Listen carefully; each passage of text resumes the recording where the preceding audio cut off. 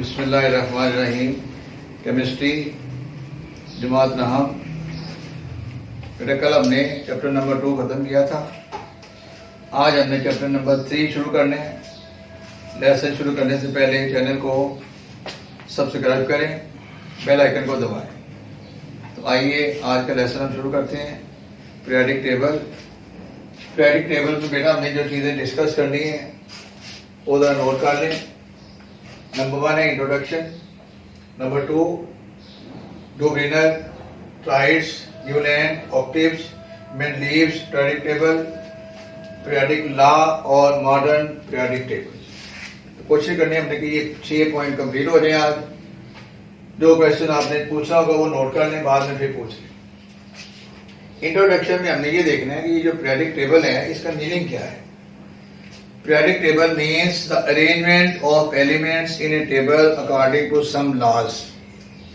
कुछ कवानीन के मुताबिक एलिमेंट्स को एक टेबल की शक्ल में लिखना, ये पीरियडिक टेबल है। और वो लॉज कौन से हैं वो हम इसके बाद डिस्कस करेंगे। डेफिनेशन आप देख लें कि periodic table means arrangement of elements according to some laws. बेटा ये जो पीरियडिक टेबल है ना, इसका आगाज हमारे मुसलमान साइंसदान ने किया था। उसका नाम इस वक्त मेरे ज़हन में नहीं, मैं आपको कल बता दूंगा। उस वक्त जो एलिमेंट्स डिस्कवर हुए थे ना, उन्होंने उन एलिमेंट्स को 2 ग्रुप्स में डिवाइड किए, मेटल्स और नॉन मेटल्स। कुछ एलिमेंट को मेटल का नाम दिया, कुछ को नॉन मेटल। फिर जो जो आगे एलिमेंट्स की तादाद बढ़ती गई, इनकी अरेंजमेंट भी बदलती गई। तो पीरियडिक टेबल की डेफिनेशन यही है कि मैंने भी बनाई है, आपने बनाई है, उसने बनाई है, सारी पीरियडिक टेबल ठीक है। लेकिन जब उसमें कुछ डिफेक्शन निकलते थे ना, तो उसको हम रद्द कर देते थे। ये नहीं कहें कि उसने जो बनाई थी वो गलत थी, उसके नॉलेज के मुताबिक वो पीरियडिक टेबल ठीक थी।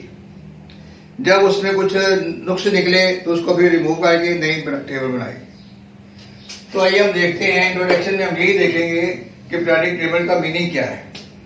जो मैंने आपको बता दिया, arrangement of elements in a table according to some laws. ये नहीं कैसे टेबल बना के डिब्बे बना के जो एलिमेंट आया उसको रख दिया। उनके कुछ कैरेक्टर्स थे जिसकी बेस पर उनको उन डिब्बों में, उन टेबल में रखा गया। तो बेटा जो पहला इंग्लिश साइंसदान आते हैं वो है डूबेनर ट्राइड्स। अब इसने कैसे अरेंज किया, लेकिन मैं आपको कहता हूँ ये कमरे को अरेंज करें। आप क्लास के अंदर 100 स्टूडेंट हैं, 20 स्टूडेंट हैं, मैं ये कह के बाहर चला जाता हूँ। 2 बच्चों को मैं कहता हूँ कि इसको अरेंज करेंगे आप। वो बच्चे टेबल पे इधर लगा देते हैं, चेयर सामने लगा देते हैं। फिर दूसरे बच्चे आते हैं, वो कहते हैं ये अच्छी सेटिंग नहीं है। वो टेबल को दरमियान में रखते हैं, दाएं बाएं चेयर रख देते हैं।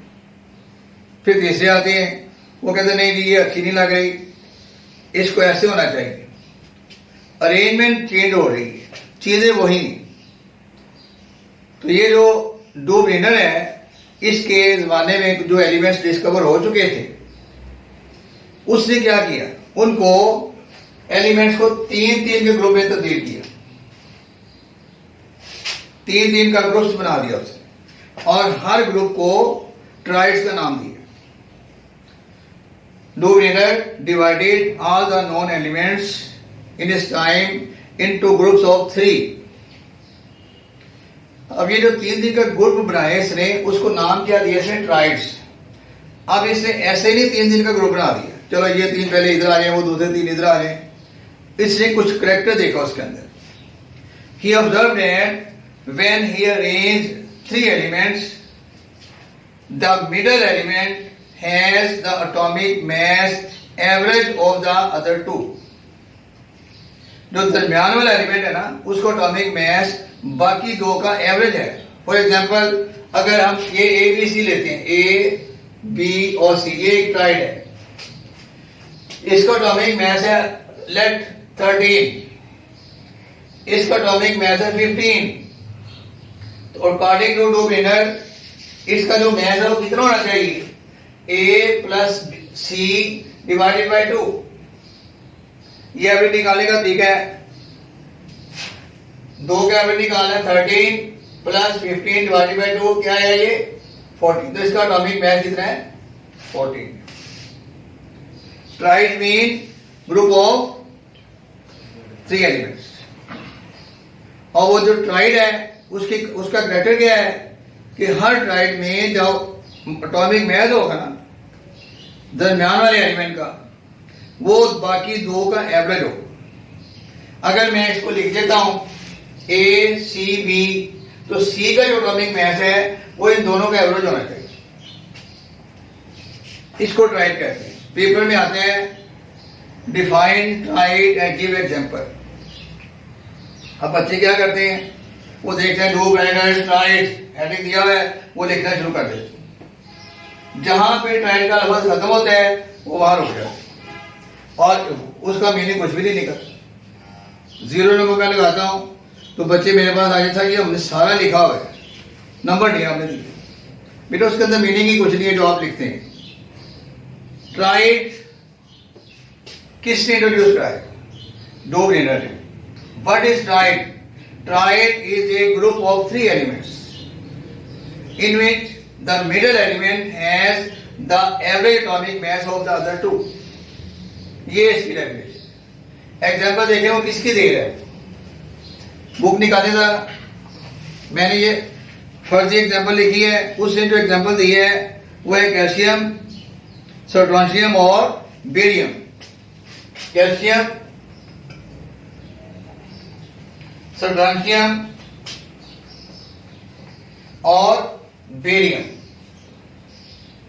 कैल्शियम का एटॉमिक मास है 40 और बेरियम के 137। अब what should be the atomic mass of strontium? 137 plus 40 divided by 2। 2 से इसको डिवाइड करें 8 और 8.8 to the 16 5 88.5। तो ये राउंड ऑफ करके 88 उसका एटॉमिक मास निकला। बेटा जब इस पे रिसर्च की गई, when more and more elements were discovered, तो पता चला कि डो ब्रेनर के जो ट्राइड्स हैं ना वो हर ट्राइड पर उसका लॉ फिट नहीं बैठता। हर ट्राइड में ये काम दुरुस्त नहीं निकला। इस तरह फिर उसको हमने छोड़ दिया और नया जो है साइंसदान न्यू लैंड्स आते हैं जो कहते हैं जो डो ब्रेनर ने काम किया था वो गलत था। मेरे लिहाज से उसको गलत नहीं कहना चाहिए। क्यों? क्योंकि उसके इल्म में उसके जमाने में जितने एलिमेंट्स थे वो ठीक थे, उसने जो काम किया वो ठीक था। बाद में और एलिमेंट डिस्कवर हुए तो वो कानून गलत साबित हो गए। फिर इसके बाद देखा था न्यू लैंड्स ऑक्टेव। ऑक्टेव जो है ना ये लेटर वर्ड है, शायद यहाँ ग्रीक वर्ड है। It means 8। इसने क्या किया, इसके जमाने में जो एलिमेंट डिस्कवर हुए थे ना उसने उनको अरेंज किया और एलिमेंट ऐसे की कि हर 8वां element every 8th element repeats the property of the first। अब देखिए इसने जो लॉ पेश किया लॉ ऑफ ऑक्टेव वो क्या है? In 1864, British chemist Newlands put forward his observation in the form of law of octaves. He noted that there was a repetition in chemical properties of every 8th element if they were arranged by their increasing atomic masses। बेटा उसने ये note किया कि अगर हम atomic message के लिहाज से एलिमेंट्स को अरेंज करें, पहले वो एलिमेंट लिखे जिसका एटॉमिक मास कम है, इंक्रीजिंग एटॉमिक मास लिखे, फिर दूसरे नंबर पे वो जिसका ज्यादा है, फिर तीसरे पे उसका ज्यादा, फिर चौथे पे जो जो ज्यादा होता जाएगा उसको अरेंज करें। उसने बेटा अरेंजमेंट जब की तो उसने देखा कि हर 8वां एलिमेंट जो है it shows the same properties that were present in the first element. इस लिहाज से ये देखिए 1 2 3 4 5 6 7 8 9 10 11 12 13 14 18, 19, 20, 21। अब इसमें क्या देखा कि हर आठवां element, every eighth element repeats the property of the first. अब जो प्रॉपर्टी 1 में है वो किस में होगी? 8 में, और जो 8 में है वो 15 में होगी, क्योंकि 15 के लिहाज से आठवां ये है और सेकंड के लिहाज से आठवां ये है, नौवां। इसमें एक एलिमेंट को आप फोकस कर लें, उसके लिहाज से जो आठवां एलिमेंट होगा ना वो उसकी प्रॉपर्टीज को रिपीट करेगा। ये क्या है? Law of Octave. किसने पेश किया था? न्यूलैंड। अब इसने जो अपना लॉ पेश किया उसके बारे में ये कहा जाता है कि जो मौसीकी धुनें है ना, सुर जिसे कहते हैं, वो भी इतनी।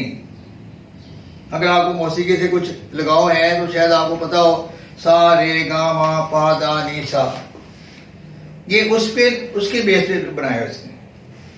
फिर अगर इसको आप छोड़ दें, आप अपने कैलेंडर को देख लें, आज कौन सा दिन है? Today is Wednesday. फिर आठवां दिन कौन सा होगा? वेडनेसडे। ठीक है, हर आठवां दिन जो वो रिपीट कर रहे। संडे, फिर आठवां दिन संडे, मंडे, फिर आठवां दिन मंडे हो। ये इसको आप चेक कर लें। अगर आप इसको देखें तो ये भी लॉ ऑफ ऑक्टेव ही बनता है। संडे को छुट्टी होती है ना, मंडे को स्कूल जाना होता है, मतलब उदाहरण दिन होते हो। ठीक है, यानी संडे की प्रॉपर्टी संडे में रिपीट हो रही, इस तरह एलिमेंट की प्रॉपर्टी एलिमेंट में रिपीट हो रही। ये किसने बताया था हमें? न्यूलैंड। अब इसकी बेस मैंने आपको बताई है मौसीकी, म्यूजिशियन। जो मौसीकी के 7 पॉइंट्स है ना, जिनको नोट शायद कहते हैं, ये उस पर बेस करते हैं कि हर आठवां एलिमेंट जो वो पहले एलिमेंट की जो प्रॉपर्टीज हैं रिपीट करते हैं। कब? जब उसे एटॉमिक मास के इंक्रीजिंग ऑर्डर में लिखा जाए।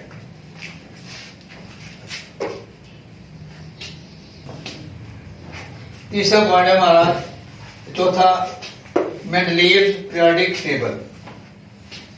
मेंडलीव्स पीरियोडिक टेबल, मेंडलीव ने जब अपनी पीरियोडिक टेबल पेश की तो उस वक्त 63 एलिमेंट डिस्कवर हुए। 63। उसने क्या किया कि उसने भी इनको अरेंज किया atomic their according their atomic masses, और उसने भी यही कहा the properties of elements are periodic function of their atomic masses। periodic function यही है कि खास वक्फों के बाद वो जो एलिमेंट्स हैं वो अपने कैरेक्टर को रिपीट कर रहे हैं। periodic function means repetition of characters after same intervals of time। ठीक है, repetition of functions after same interval of, यानी बात वही है जो पहले कही थी कि हर आठवां एलिमेंट अपनी प्रॉपर्टी को रिपीट कर। मेंडलीव के बाद पीरियोडिक लॉ आता है। अब पीरियोडिक लॉ में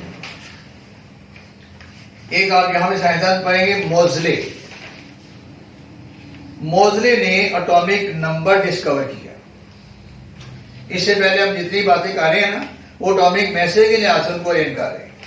अब मोज़ले आ जाते बीच में, वो कहते हैं एटॉमिक मैस के अलावा एक प्रॉपर्टी एटॉमिक नंबर भी है।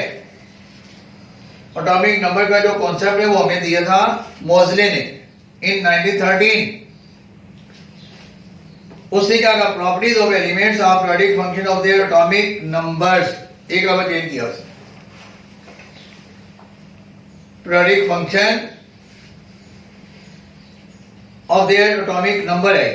जब एलिमेंट्स को उनके इंक्रीजिंग एटॉमिक नंबर के लिहाज से अरेंज किया जाए तो after certain interval they repeat their properties. इससे पहले हमने एटॉमिक मैसेज को देखा था, लेकिन उसमें कुछ ड्रॉबैक से कुछ एलिमेंट्स पहले आने चाहिए थे वो बाद में आए, कुछ बाद में आने चाहिए थे वो पहले आ गए। तो इसलिए पीरियोडिक लॉ फिर पेश किया गया। पीरियोडिक लॉ की जो बेस है ना, it is on the atomic number. When elements are arranged in the increasing atomic number, तो उनके जो फंक्शन है वो periodically after some interval of time repeat होती है. इसकी डेफिनेशन देखें जी पेज नंबर 46 पे चौथी लाइन में है. Properties of elements are periodic function of their atomic number. इसके बाद बेटा आता है मॉडर्न पीरियडिक टेबल, मेंडलीव की पीरियडिक टेबल और मॉडर्न पीरियडिक टेबल में यही डिफरेंस है. मेंडलीव की periodic table was based on atomic masses and then modern periodic table was based on atomic number. तो पहले इसमें हम देखेंगे कि मॉडर्न पीरियडिक टेबल में जो बेस बनाई गई है, modern periodic table is based on arrangement of elements according to increasing atomic number. When the elements are arranged according to increasing atomic number from left to right in a horizontal row, properties of elements were found repeating after regular intervals such that elements of similar properties and similar configuration are placed in the same group. ये है modern periodic table. Difference यही है कि Mendeleev ने base बनाया था atomic mass को, modern periodic table में बेस हम बना रहे हैं एटॉमिक नंबर. तो बेटा इसके आगे हम देखेंगे मॉडर्न पीरियडिक टेबल में कुछ रोज जो है ना, कुछ रोज इस तरह हैं, कुछ रोज इस तरह हैं. इसको हम कहते हैं वर्टिकल कॉलम और इनको हम कहते हैं हॉरिजॉन्टल रोज. ये कॉलम है और ये रोज है. तो पीरियडिक टेबल में जो कॉलम है ना, उनको हमने नाम दिया है ग्रुप का. क्या नाम दिया जी? ग्रुप का. और जो हॉरिजॉन्टल है उनको हमने नाम दिया पीरियड का. तो इस लिहाज से ये जुमला जो मैं बता रहा हूं ये आपने याद रखना है, ये पूरे चैप्टर में घूमेगा. There are 18 groups, there are 18 groups and there are 7 periods. अब ये पीरियडिक टेबल की डायग्राम भी देख लें, पेज नंबर 48. 7 पीरियड्स और 18 ग्रुप. अब हम इनको बारी बारी डिस्कस करेंगे. पीरियड ग्रुप्स को, एलिमेंट्स को, उनकी प्रॉपर्टीज देखेंगे. आज के लेसन हमारा इतना ही है. आज के लेसन मैंने आपको पीरियडिक टेबल का इंट्रोडक्शन, उसकी हिस्ट्री जो है वो बताई. और ये भी याद रखें कि जो पीरियडिक टेबल है वो 1-2 दिन 1-2 महीनों में नहीं बने, इस पे काफी साल लगे हैं. और साइंस में जितनी भी प्रोग्रेस होती है ना वो 1-2 दिन में नहीं हो जाती.